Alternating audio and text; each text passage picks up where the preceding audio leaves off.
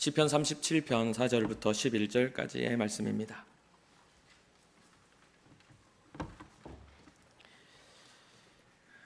한 절 한 절을 교독하겠습니다. 또 여호와를 기뻐하라. 그가 내 마음의 소원을 내게 이루어 주시리로다. 내 의의를 빛같이 나타내시며 내 공의를 종호의 빛같이 하시리로다.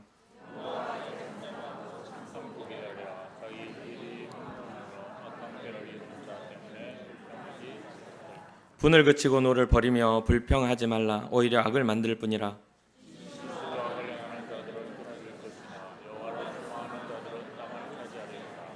잠시 후에는 악인이 없어지리니 내가 그곳을 자세히 살필지라도 없으리로다.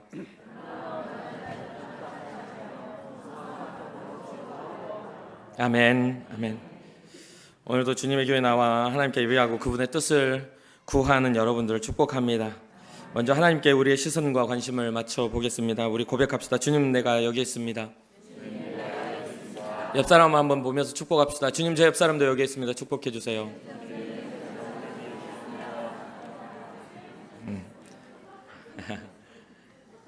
한쪽만 보지 말고 다른 쪽도 보시면서 주님, 제 옆 사람도 여기 있습니다. 축복해 주세요.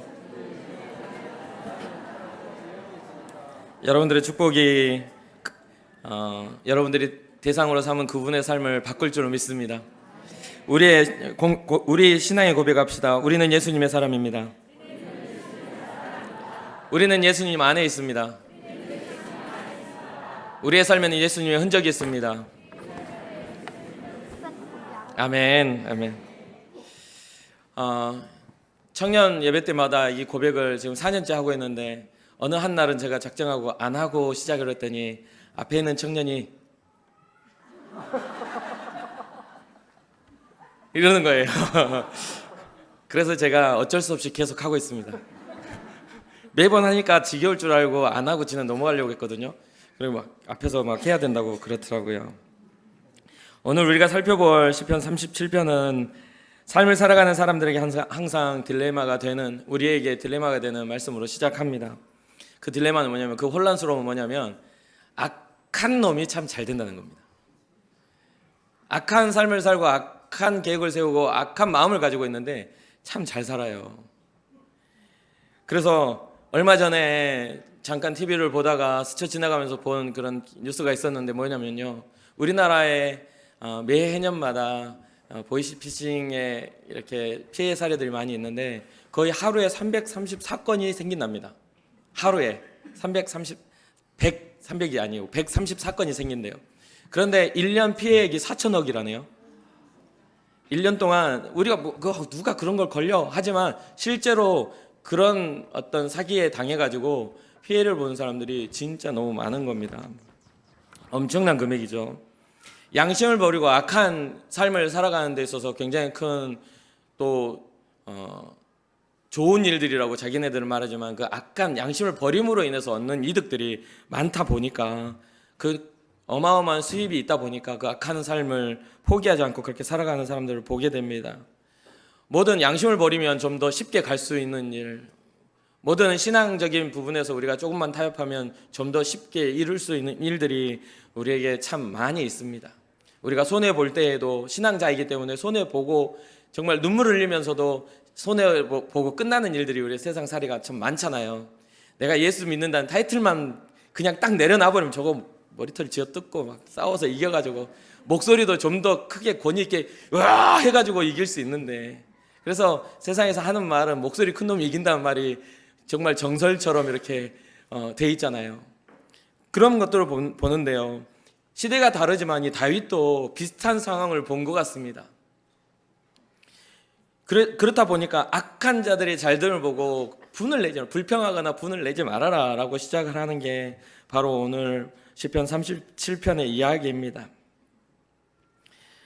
왜 그렇게 잘 되는 일들을 보면서 불평하지 말라 이렇게 말하는 것들을 오늘 같이 볼 텐데, 여기에 보면 그 잘 되는 이들을 보고 불평한 이면에는 뭐가 있죠? 부러움이 있기 때문에 그래요. 악하게 행동했는데 잘 돼. 그러니까 부러워, 사실은. 그렇죠. 악한 놈은 못 돼야 돼요.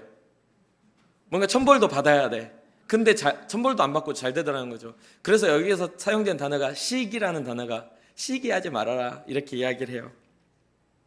이 시기의 뜻을 우리가 보면 이 남이 잘 되는 것을 보고 미워하는 마음이 일어난 거예요. 그러니까 악한 사람이 잘 되는 걸 보고 시기하지 마. 그 잘 되는 걸 보고 미워하지 말아라. 그럼 시기 다음에 우리가 따라오는 단어가 있죠. 시기? 네, 질투. 잘 아시네요. 많이 해보셔서.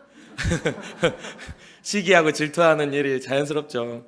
질투는 시기와 비슷해요. 그런데 다른 사람이 잘 되는 걸 보고 미워하는 마음뿐 아니라 뭐 하죠? 질투는 깎아내리기도 해요. 저런 시기는 그냥 미워하는 마음으로 끝났는데 질투는요, 다른 사람 붙잡으면 저런 못된 사람이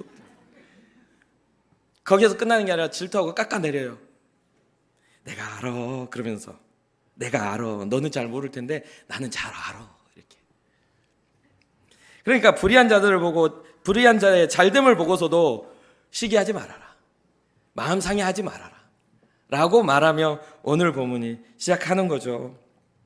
그러면서 뭐라고 하냐면 악인이 잘 되는 것은 의미 없는 잡초와 같이 속히 베어질 거란다.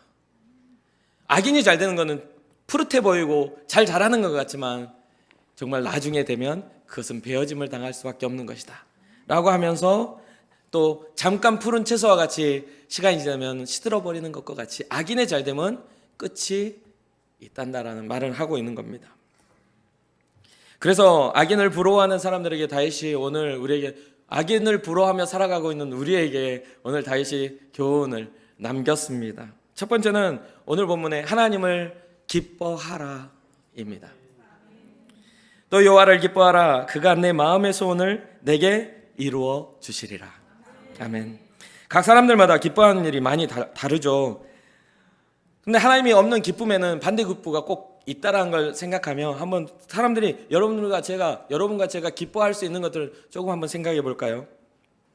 어떤 사람은요, 돈이 많아서 기쁩니다. 돈이 많아지는 걸 기뻐해요. 그렇죠? 돈 많아지는 걸 슬퍼할 사람 있어요? 여기에 손 들어보세요. 좀 얻어보려고 그분한테 가서. 네. 그런데 돈이 많아진 건 좋은데요, 세상에 돈 때문에 신앙 잃어버리는 사람들이 굉장히 많습니다. 돈 때문에 내 마음이 높아지고 교만해져서 하나님 앞에 신앙생활을 한다 하지만 하나님 앞에 온전함을 드리지 못하는 경우들이 꽤 많아요. 이게 반대급부예요.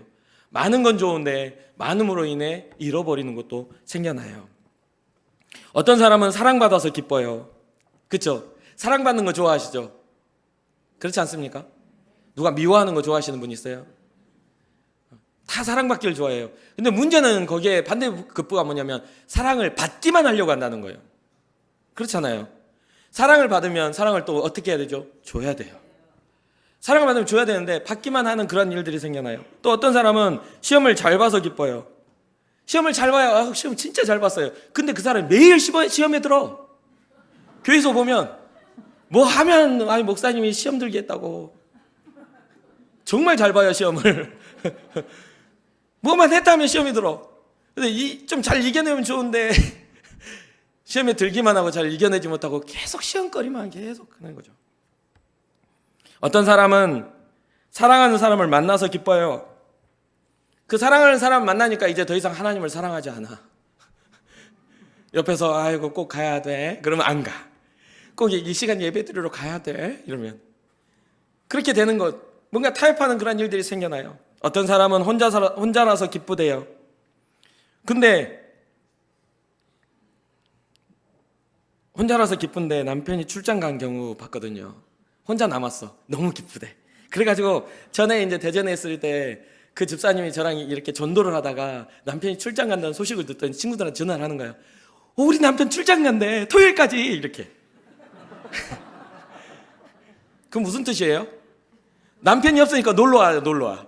이제 나는 자유다. 내 세상이다. 이렇게 생각하는 거죠. 어떤 사람은 자녀를 낳아서 기뻐요. 근데 그 자녀가 우상이 되어버려요. 하나님보다 더 커져버렸어요. 그렇게 원했던 자녀인데 자녀를 낳은 다음에는 하나님보다 더 귀해져 버린 그런 자녀. 한나의 믿음처럼 사무엘을 얻고 하나님 앞에 사무엘의 삶을 바칠 수 있는 믿음이 아닌 하나님이 주신 것에 대해 감사는 하지만 이건 내 거야 라고 생각하는 경우들이 생겨나요. 또한 어떻게 되죠? 어떤 사람은 자녀를 낳아서 기뻐요. 그래서 기쁘긴 한데 어떨 때 슬퍼지죠? 자녀가 이제 걷기 시작해. 누워있을 땐 너무 좋은데 걷기 시작하니까 쫓아다니느라고 죽겠어. 아주 그냥 원수 같은 자녀가 되는 거죠. 그래서 막 우울증 걸리고, 막 우울증, 자녀 낳은 출산 후 우울증에 대해서 막 요즘 막 사회적인 문제가 되는데, 자녀를 낳은 것까지 좋은데 낳아서 키우려니까 죽겠어. 왜? 내 삶이 이 아이에게 다 올인돼서 이게 의미 없는 삶인데 젊은 때가 다 스쳐 지나가는 것 같은 그런 느낌을 받는다는 거죠. 어떤 사람은 좋은 직장에 합격해서 기쁩니다. 그런데 그 직장에 갔더니 좋은 직장인데 교회를 보내주질 않아요. 우리 교회 청년 중 하나도 1년 동안 정말 버티고 1년 한 몇 개월 버티다가 이번에 그만뒀어요. 왜냐하면 모든 주의 일을 해야 되는데 밤 11시, 1시까지 야근을 뜬금없이 시키는 거죠. 그러니까 그거 하다 보니까 자기의 신앙도 다운되고 하나님 앞에 작정했던 모든 것들이 안 되는 거예요. 그리고 모든 인간관계에서도 깨지게 되더라는 거죠. 사랑하는 성도 여러분, 청년 설교하다 보니까 이해해 주세요. 항상 그렇잖아요. 제가 이게 입에 붙어 있어요. 사랑하는 청년 여러분. 젊으셔서 좋으시겠어요? 제가 말씀드리고자 하는 것은 관점에 따라 해석이 많이 달라지죠. 어떤 이는 그것에 부정적인 것들을 가지지 않고 즐거워하며 기뻐할 수 있는 사람 분명히 있어요. 그런데 대부분의 것들은 그 관점에 따라 달라짐으로 인해 우리의 신앙도 오그러뜨리고 복이라고 받았던 것들이 오히려 하나님 앞에 우리를 무너지게 만드는 일들이 되기도 하더라는 거예요. 그런 어떤 것들을 우리가 생각하고 그것을 준비하지 않으면 우리는 넘어질 수밖에 없습니다. 그래서 하나님을 기뻐하라 말해요. 이 다윗은 하나님을 기뻐하라 말하면서 어떻게 해요? 그가 너의 마음의 소원을 이루어 주실 것이다.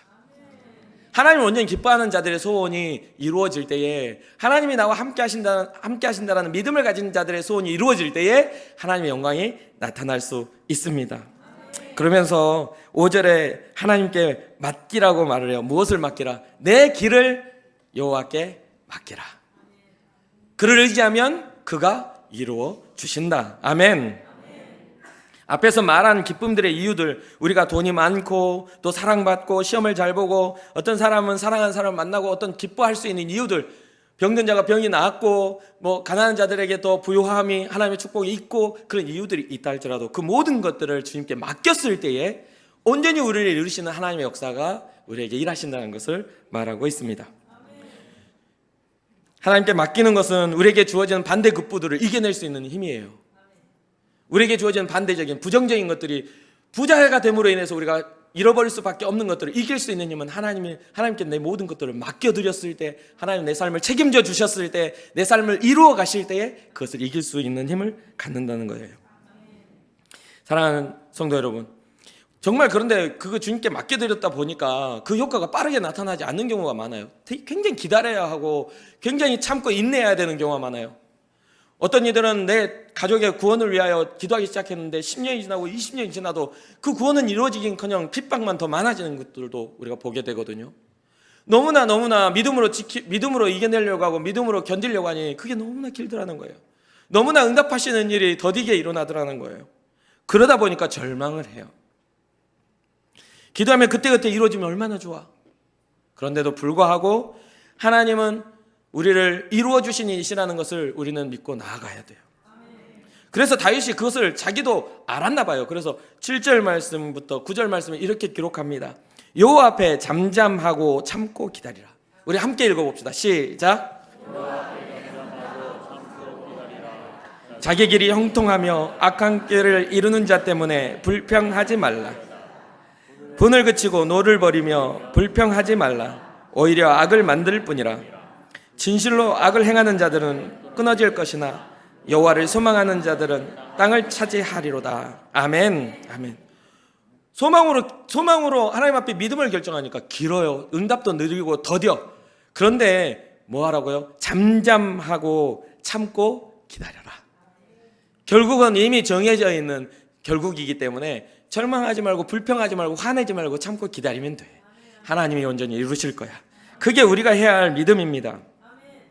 우리는요, 빨리 이루어지지 않으면 쉽게 실망합니다. 쉽게 또 화를 내요. 왜? 하나님 왜? 기도하면 들어주신다면서요. 왜 안 들어주시냐고. 왜?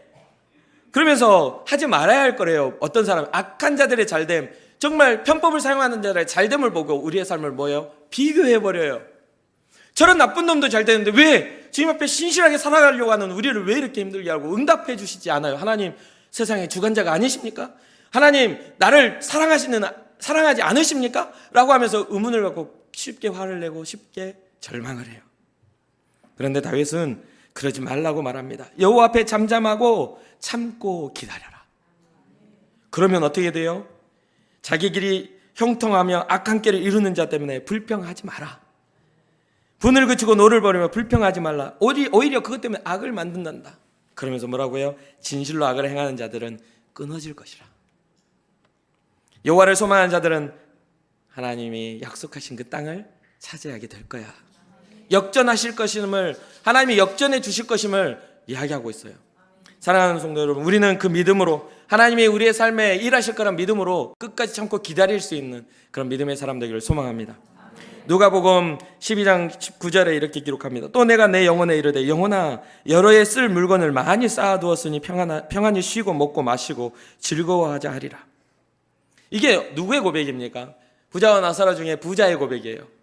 이제 내가 많은 걸 쌓아놨으니 이제 씹고 즐기고 마시고 이제 내 영혼아 쉬자라고 이야기를 해요. 그러나 그때 어떻게 되죠? 그날 밤 부자의 영혼을 하나님이 취해가시죠. 그가 가질 수 있는 건 아무것도 없었어요. 잠언 10장 28절에 이렇게 기록합니다. 의인의 소망은 즐거움을 이루어도 악인의 소망은 끊어지느니라.